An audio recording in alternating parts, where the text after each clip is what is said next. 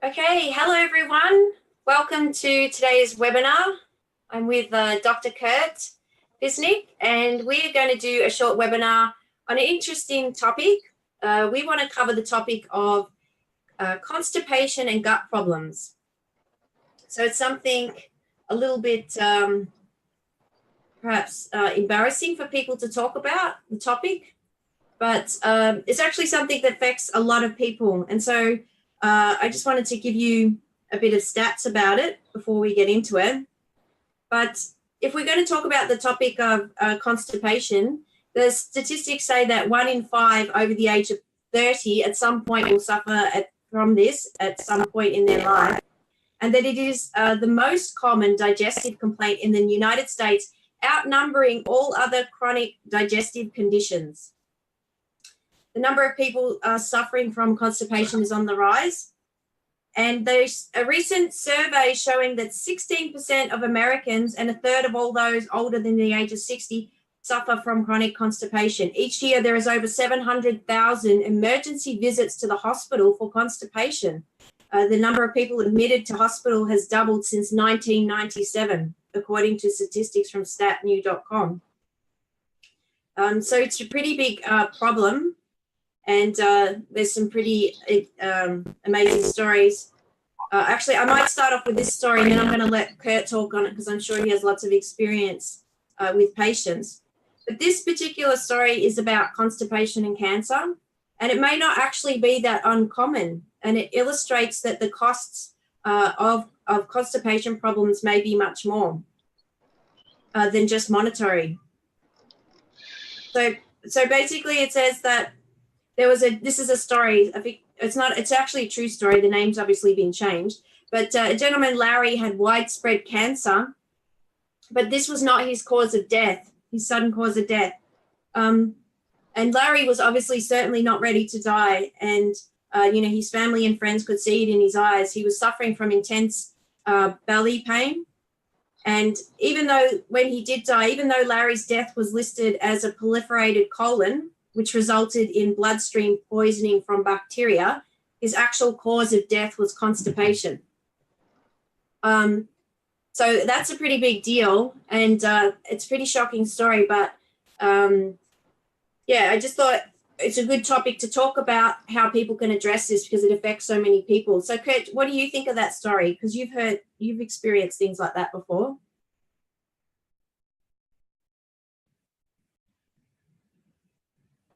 Okay, is there? I'm here. Can you hear me all right? I can hear you now. You just cut out for a second. Yeah. Katie, when you were going over the statistics, isn't that amazing? Yeah, it's pretty high. And I mean, there's some real, common reasons for it, but there's, so many other things that affect it too, right? Why that happens to people. Yeah. I'm going to share a couple things.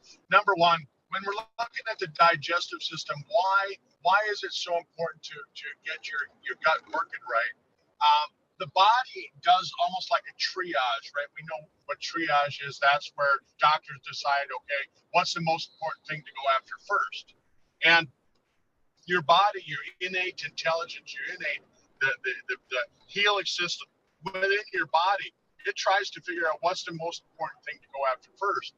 And if you've got brain cancer and you've got digestive problems, it's going to go after the digestive problems first. Did you know that? No, wow. So if somebody's got chronic constipation and they've got cancer, and so the constipation is obviously causing digestion problems because food's not getting through. So what you're saying is the body's going to go to repair and try and do work on the gut and forget about the cancer elsewhere. Yes, the body is going to go after the digestive system problems first, because if you get a really bad infection in the digestive system, a friend of mine, he just passed away here a couple months ago. Basically within days they found this infection and boom, he was gone. Right. Wow. And because the digestive system is that important, your immune system, your stem cells, everything are going to go after that first before they go after anything else. So if it's that important for your body, shouldn't that be the most important thing for you to think about as well? Yeah, it's really interesting. This is a really interesting topic because I've really redirected my attention in the last couple of weeks to the gut and digestion. Because, of course, how well your digestion is working will also determine how many vitamins and minerals you're absorbing. So you really want to have the gut working properly. And I know, Kurt, we were talking about this, but, there was, I purchased a report from Harvard and they were talking about that 90% of your serotonin, which controls your sleep and your mood, comes from the bacteria in your gut. So if your digestion and your gut's not working properly, you're not going to be in a good mood and your whole body's not going to be functioning. And I know you had some more information to add to that as well. You bet. Yeah, when you're looking at serotonin back in 1999, so 20 years ago, when I first started working with serotonin in my clinic and when I was working with patients that were serotonin deficient. Can you hear me all right? Yeah. Keep going. That was serotonin deficient. Yep. Yeah. When I was working with serotonin deficient patients, that's when I learned that all the serotonin, 90% of the serotonin is stored around the gut. So if you have digestive problems, you're going to have low serotonin levels. And serotonin is considered the master neurotransmitter, the master chemical that controls mood. And so if you're having a bad day, you might want to start thinking, is it a gut problem? Right. If you're having anxiety, is it a gut problem? And then another neurotransmitter called GABA, G-A-B-A, gamma butyric acid, is another neurotransmitter that's stored around the gut too, and that's also a mood enhancer. And so we have to look closely at if the gut isn't working right, you're not going to have good moods. You're going to feel crappy. Right, that's a good word to use in this particular instance, right? Yeah, absolutely. Yeah, crappy. Yeah, yeah, right. Right. So when somebody says they're feeling crappy, you can say, well, I might know why. But I had a patient. I'll go back to about that time. Actually, it was 2006. After I learned about the neurotransmitters, one of my patients, Deb. She came in and she was having these migraine headaches. They were just devastating. She had to go to the hospital 3 to 4 times a week and get shots of painkillers because the headaches were so bad. She'd miss work 3 days a week. I was surprised the doctor she worked for didn't can her because, she could never go to work. Anyhow, I sat down when I did the initial consultation with her and I said, let me just ask you a question. I know it's not going to make a lot of sense. But I said, how often do you poop? How often do you have bowel movements? And she kind of laughed and she said, the doctor said it's normal for me. And I said, well, what's the answer? And she was going to the bathroom 2 times a week or 2 times a month. 2 times a month. 2 times a month. Well, I've got a photo I want to share with our viewers that I've got here. And this actually leads on to what Kurt's talking about. Let me just bring this up here for a second. Where are we? Hang on a minute. Because if you're going to the toilet only 2 times a month, then this is likely to be the case. So you can see these x-rays. You can actually find them on Google Images. But let's see if I can zoom in here just so people can see a bit better. Here we go. Okay, so we can see. Oh, crap. Would you say crap? Yep, that's what it is. Yeah, that was. Sorry, everyone. Okay. Poop. Yep. Oh, poop. Okay, this will do. Hang on. I'm just trying to bring it up. Okay, hang on. Sorry. It's really hard to navigate when you're talking at the same time. Okay. So you can see this x-ray. And so see the dark spots here, like here's the rib cage here, and then you've got the hips. This is actually a child, by the way, a 5-year-old. And then you've got these dark circles here, which is really right up at the rib cage, right close to it, just under the ribs. And that's waste matter. Impacted fecal material, yeah. Yeah, impacted. So this is actually not an uncommon thing. you know, the thing is, Kurt, when you said about this lady going to the toilet twice a month, I mean, you could even be going to the toilet every day, but just a little bit, and you could still have this problem going on. So, yeah, they say having 2 normal bowel movements a day is considered normal, and 2 normal bowel movements, that would be like like toothpaste type. I know you're not grabbing it and making sure it feels like toothpaste, but yeah, like that kind of consistency. It's not liquidy, it's not hard balls, things like that. It's got that pasty look to it. Yeah. And twice a day is considered normal. If you're not going twice a day, you've got something wrong with you. Yeah, so it's something. So I guess we'll talk about how, you know, one could start addressing that. But before I just wanted to let me tell you what I did with Debbie first before we jump into changing that, because while it's on my mind, is that so I had her change her diet. She went to an anti-inflammatory type diet with getting rid of wheat and getting rid of dairy and things like that. And immediately she started going to the bathroom every day and having normal bowel movements, and her migraine headaches were gone. Yeah. So, yeah. And so that's really interesting, Kurt, and I'm glad you talked about that story because, you know, actually may not be the, you know, just because you've got constipation doesn't mean it's your fault, because, you know, if you do, and I've read up on this and it's exactly what you just mentioned, if you've got a food intolerance and your body cannot digest something, say your body's got problems digesting dairy or it's got problems digesting gluten, then those, and you continue to eat those foods, you could end up suffering constipation from them if the body's not digesting them. And in the same vein, you could have the opposite of constipation, diarrhea. But certainly eating foods that do not agree with you can cause all sorts of digestive problems and could kick off this whole process. Yeah. Well, and when you're talking about diarrhea or loose stools, I mean, think about it. Your body's going to be trying to purge the system. And so what's going to happen is that you're going to go from being constipated to being a salad shooter, back to constipation, back to being a salad shooter. And it's going to go in and out like that. But it still means that you're constipated. So you can have loose stools and really still have the diagnosis of being constipated. Yeah. So the treatment of constipation actually runs into the billions of dollars with over-the-counter laxatives. There is actually a test that you can do if somebody wanted to check themselves. It's a medical test called Rome 5 criteria for diagnoses. I will post it on the group for anyone who wants to read it. And it goes through and it just says if you have 2 or more of the following symptoms, and you can read what the symptoms are, and you can sort of judge for yourself. But, you know, I also want to say here that, you know, I'm not a doctor, Kurt is, and so this is not medical advice, and that if you do have a concern and you are worried about your digestion or bowel habits, then you should definitely visit your doctor. So I just wanted to put that in there. But, you know, if we talk about things, the main things that will help move things along, firstly, you would want to identify those food intolerances because, like I said, they could be causing, triggering the problems there. So it would be important to eliminate those foods. But the next most important thing, of course, is fiber, right, Kurt? That's right. Yeah.